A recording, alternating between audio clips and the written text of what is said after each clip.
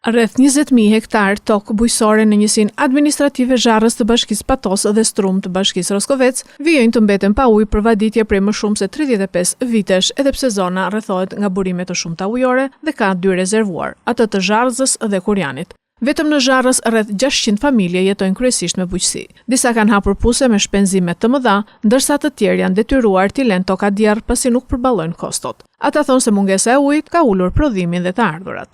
20 vjet që s'kemi vaditur.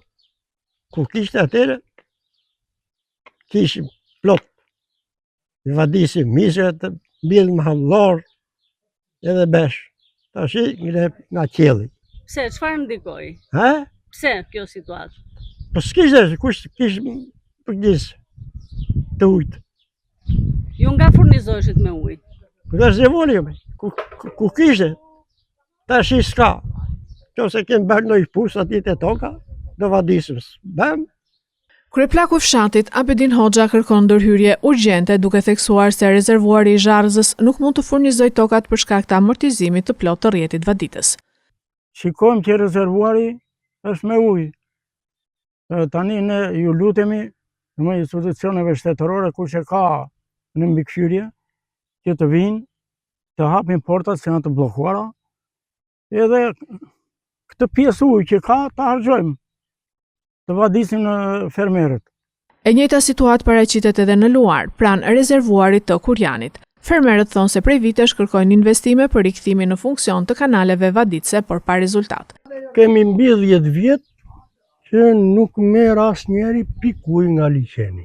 Nëse më përpara neve mbillim misrin dhe vadisnim deri në 3 herë, merje prodhim deri në 10 kujtal për 2 lyp. Sot, po nuk rana Perëndia, do mash apo s'do mash një 3-4 kujtal për 2 lyp. Agronomi Ardian Rama e cilëson paradoksale që një zonë e pasur me burime ujore të mbetet pa sistem vaditës. Sipas tij, investimi i fundit i rëndësishëm është bërë në vitin 1993 dhe që prej asaj kohe infrastruktura është degraduar plotësisht. Për kaq vite këtu nuk është bërë asnjë investim për këtë zonë. Që pa ujë nuk ka jetë. Nëse nuk ka ujë, edhe s'është një vit apo 2, kanë ardhur të gjitha partitë politike, kanë thënë do bëjmë këtë, do bëjmë atë, kaq vite nuk është bërë asnjë investim. Edhe kjo zonë nuk vaditet. Mes ujrave, që ujrat këtu janë me bollëk, biles këto zona, duke filluar nga zona e Stamaticës, zona e Goriçanit, u mbytun serat gjatë dimrit. Edhe sot që flasim, uji në Seman është me bollëk. Investim zero, asnjë investim. Mungesa e vaditjes po ndikon jo vetëm në uljen e prodhimit bujqësor, por edhe në zbrazjen e fshatrave. Fermerët prisin që pas dekadash premtimesh të kenë më në fund një investim konkret për rikthimin e ujit në tokat e tyre.